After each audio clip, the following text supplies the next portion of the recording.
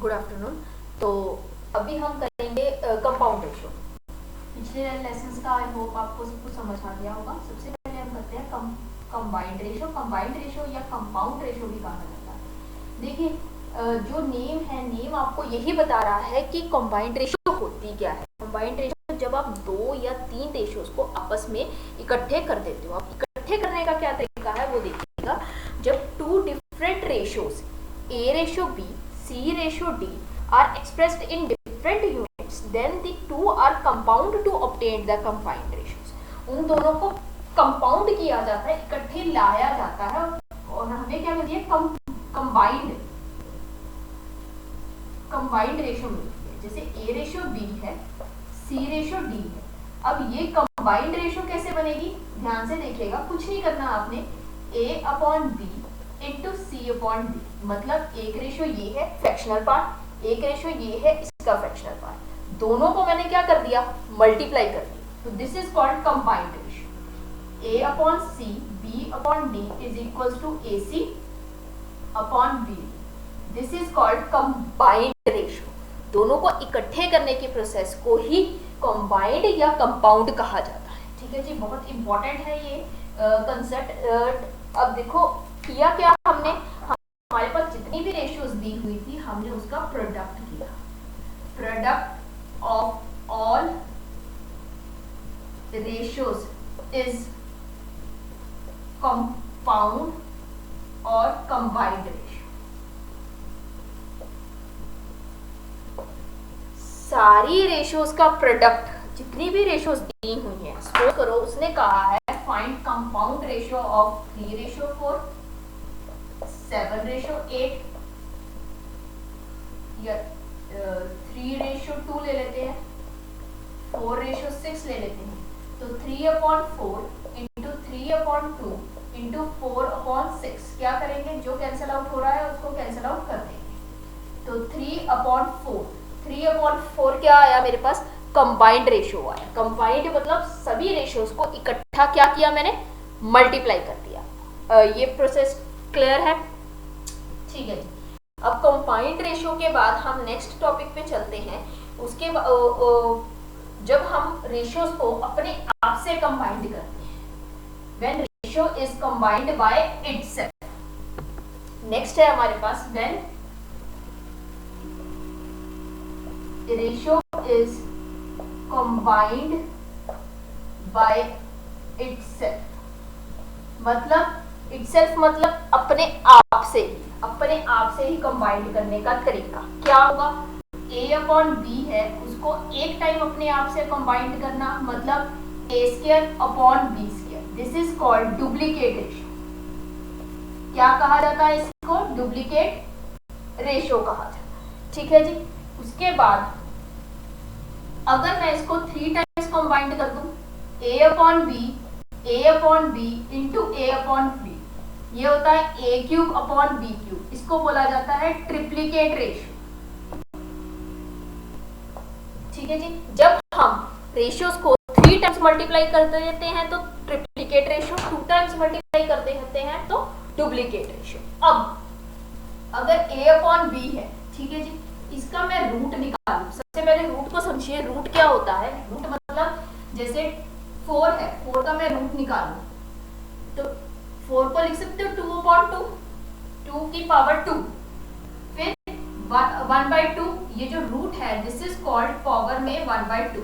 ये इससे cancel out हुआ, आंसर आया 2। तो इसका मतलब ए बी का होल का raise to the power half. Raise to the power मतलब जितनी भी ए बी है उसका मैंने हाफ कर दिया। ठीक है जी, हाफ कर दिया। तो ये जो हाफ होगा ये होगा मेरा सब डुप्लीकेट रेशियो। क्या होगा? ये मेरा सब डुप्लीकेट रेशियो। डबल टाइम किया ना हाफ, तो सब डुप्लीकेट रेशियो। अब हमने 3 चीजें की है, एक डुप्लीकेट की है, एक ट्रिप्लीकेट की है, एक सब डुप्लीकेट की है।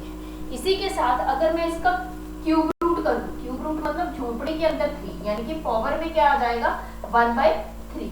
सपोज 125 है, इसका मुझे क्यूब रूट करना है तो 5 इंटू 5 इंटू 5 का क्यूब रूट करना होगा, यानी कि 5 की power 3 raise to the power 1/3 cancel out होगा। आंसर क्या आया? 5 आया। ठीक है जी। तो ये क्या हुआ मेरा सब triplicate ratio. This is what सब ट्रिप्लिकेट रेशियो. ये था डुप्लीकेट रेशियो, ये था ट्रिप्लिकेट रेशियो, ये था सब डुप्लीकेट रेशियो, ये था सब ट्रिप्लिकेट रेशियो. ठीक है जी, कुछ नहीं किया, बड़ा इजी सा कंसेप्ट है, ध्यान से समझिएगा. दोबारा समझा दूं मैं इसको. कॉम्बाइंड रेशियो क्या थी? सभी रेशियो की मल्टीप्लिकेशन. कॉम्बाइंड रेशियो क्या थी? सभी रेशियोज की मल्टीप्लिकेशन. जब हम इस रेशियो की स्क्वायर टाइम मल्टीप्लाई करते हैं, मतलब एक टाइम अपने आप से करते हैं, उसे बोला जाता है डुप्लीकेट. जब हम क्यूब टाइम करते हैं, मतलब 3 बार ही इसी रेशियोज को मल्टीप्लाई करते हैं, तो ट्रिप्लिकेट. जब हम इसका हाफ करते हैं, सब डुप्लीकेट. हाफ ही पावर में हाफ करते हैं, पावर में हाफ करते हैं. जब हम पावर में क्यूब करते हैं, तो सब ट्रिप्लिकेट रेशियो. ठीक है जी. Duplicate double time, triplicate triple time, subduplicate जब हम पावर में हाफ लेकर आते हैं, सब ट्रिप्लिकेट जब हम पावर में 1/क्यूब लेके आते हैं. इससे अलावा हमने किया है आज कॉम्बाइंड रेशियो. कॉम्बाइंड रेशियो क्या है? सारी रेशियोज की multiplication. A B C D E F जितनी भी रेशियोज आपको दी हुई हैं, 2 दी हैं, 3 दी हैं, उनकी मल्टीप्लिकेशन. ठीक है जी. अब हम नेक्स्ट टॉपिक पे आते हैं. वो क्या कहता है हमारा? वो कहता है inverse of ratios. Inverse of ratios. अब रेशियो है इनवर्स ऑफ रेशियो. कोई भी रेशियो है a अपॉन बी. इनवर्स मतलब इसका उल्टा. जो डिनोमिनेटर है वो न्यूमरेटर बन जाएगा और जो न्यूमरेटर है वो डिनोमिनेटर बन जाएगा. ठीक है. Inverse of ratio A B is b/3. या आप कह सकते हो एग्जांपल के लिए, अगर 2/3 है, इसका इनवर्स क्या होगा? 3/2. Inverse is 3/2. ठीक है जी. इतना क्लियर है आपको? कंबाइंड हो गया, डुप्लीकेट हो गया, ट्रिप्लीकेट, सब डुप्लीकेट, सब ट्रिप्लीकेट और इनवर्स रेशियोज हो गया. ठीक है जी.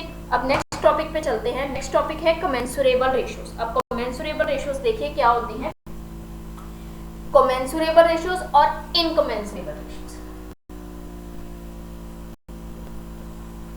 सबसे पहले आते हैं हम कमेंसुरेबल रेशियोज पे. कमेंसुरेबल रेशियोज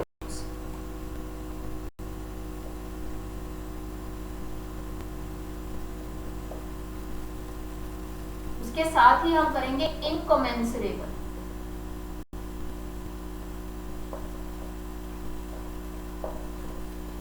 सबसे पहले करते हैं कमेंसुरेबल. अब कमेंसुरेबल रेशियोज देखिए क्या होता है.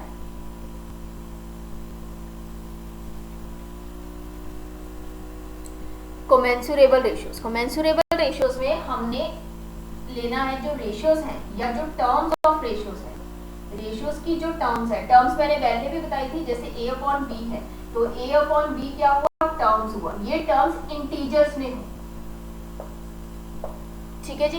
इंटीजर्स क्या है वो आप मेरे जो वीडियोस हैं उसकी फर्स्ट वीडियो देखिएगा, आपको पता लग जाएगा. तो इंटीजर्स क्या है? 2/3.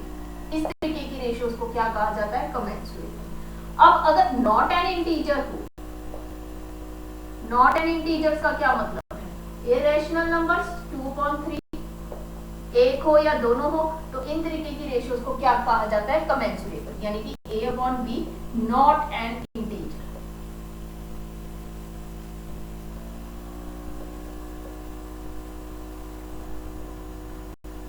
commensurable it should be an integers, non commensurable it should not be an integer. ठीक है जी. नेक्स्ट चलते हैं अगली चीज पे. जो रेशियोज का कंसेप्ट है, आपको पता है जो रेशियोज का कंसेप्ट है वो कहाँ यूज होता है? देखिए बिजनेसेस में बहुत यूज होता है. कितनी रेशियो, एक प्रोडक्ट है दूसरे प्रोडक्ट से कितना ज्यादा है, कितना कम है. मनी की टर्म्स में यूज होता है, कुकिंग में यूज होता है. तो ये इसकी डेली की रिप्रेजेंटेशन होती है, मतलब डेली की यूजेबिलिटी होती है. ठीक है जी. अब हम करते हैं इसकी एक बार प्रेजेंटेशन बता देती हूँ. Presentation A ratio B. A ratio B लिखा जाता है, A upon B, A is to B लिखा जाता है, ए टू बी लिखा जाता है. ठीक है जी. ये सारी क्या है? इसकी रिप्रेजेंटेशंस है. किसकी? A ratio B. तो रेशो का टॉपिक हमारा यहाँ पे आपको पता लग गया क्या है। अब इसके बाद करते हैं हम कॉन्टिन्यूड रेशो। ध्यान से देखिएगा कॉन्टिन्यूड रेशियोज क्या है, नेम सजेस्ट कर रहा है।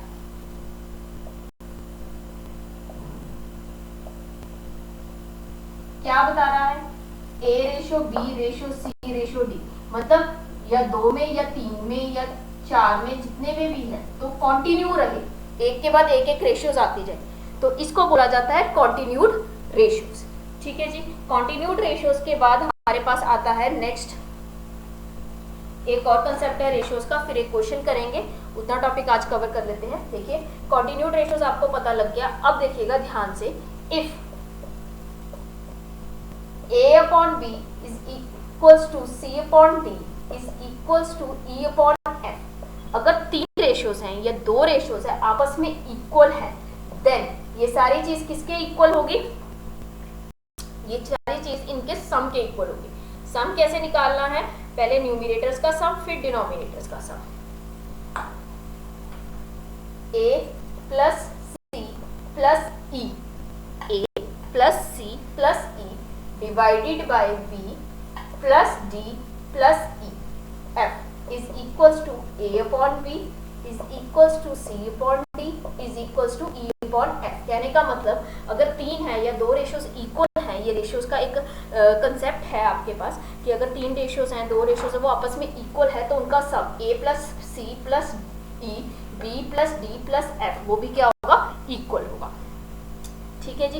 यहाँ तक अगर आपको जो है हमारा आज का कंसेप्ट क्लियर है, एक क्वेश्चन कर लेते हैं, उससे आपको जो आज का जितने भी हमने कंसेप्ट किए हैं उसकी क्लैरिटी हो जाएगी। क्लियर है, ठीक है। अब ध्यान से देखिएगा, उसने कहा है find compound ratio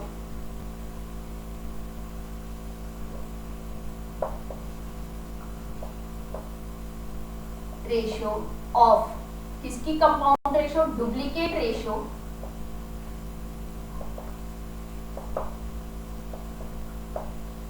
of 2/3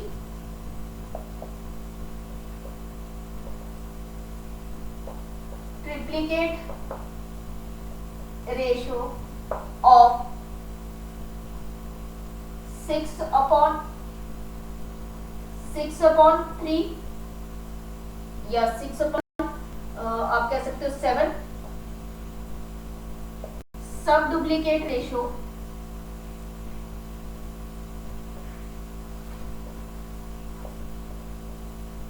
of 4/9 and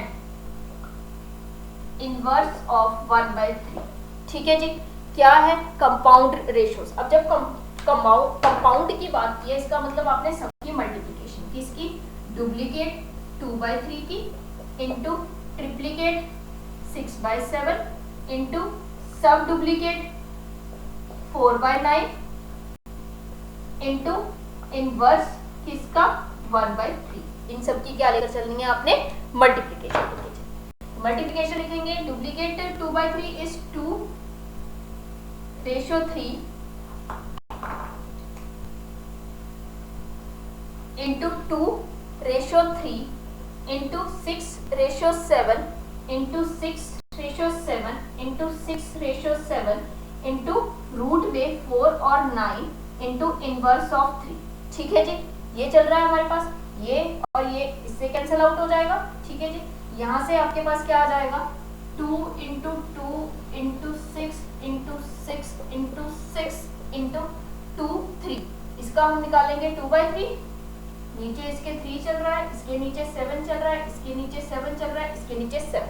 in सबको आप मल्टीप्लाई करते हुए तो आपके पास आंसर आ जाएगा। यहाँ से अगर कुछ कैंसिल आउट हो जाता है तो कैंसिल आउट कर दीजिए, that will be easy for the calculations. Calculators हैं, आप कैलकुलेट करेंगे तो आंसर आ जाएगा आपके पास। ठीक है जी। अब देखिए हमारे पास अगर हम कैलकुलेटर्स यूज कर रहे हैं, if we are using the calculators, तो उसके हिसाब से हमारे पास यहाँ पे आ रहा है 6 into 6 into 2 into 2 into 2 into 2, तो दैट इज 576। जो रेशियो है वो मुझे दे रही है 576। Ratio is giving me 576। 26। ऊपर न्यूमिनेटर में ऐसे ही डिनोमिनेटर में 7 इंटू 7 इंटू 7 इंटू 3, तो इट गिव्स मी 1029। ठीक है जी, कमेंट में लिखिएगा क्या मेरा आंसर ठीक है। If it's any doubt please right it in the comment section. Do like, share, review this videos and share it with your friends. ठीक है जी, ये सारा आपके पास कंसेप्ट था डुप्लीकेट का, फिर ट्रिप्लीकेट का, सब डुप्लीकेट का और इनवर्स का। ठीक है जी, कंपाउंड क्या है? कंपाउंड रेशियोज जब हम सभी रेशियोज को कंबाइंड कर देते हैं, आपस में इकट्ठे कर देते हैं। ठीक है जी, इसके अलावा हमने किया है कॉन्टिन्यूड रेशियोज, जब 2, 3, 4 रेशियोज इकट्ठी आ जाती हैं। फिर हमने किया है अगर रेशियोज है A/B है, C/D है, आपस में इक्वल हैं, E/F है, 3 रेशियोज आपस में इक्वल हैं या 4 रेशियोज आपस में इक्वल है, तो उनका सम मतलब न्यूमिनेटर का न्यूमिनेटर के साथ, डिनोमिनेटर का डिनोमिनेटर के साथ, वो भी आपस में क्या होगा? इक्वल होगा। ठीक है जी, इतना सब कुछ क्लियर है। ठीक है जी, रेस्ट हम कल करेंगे। लाइक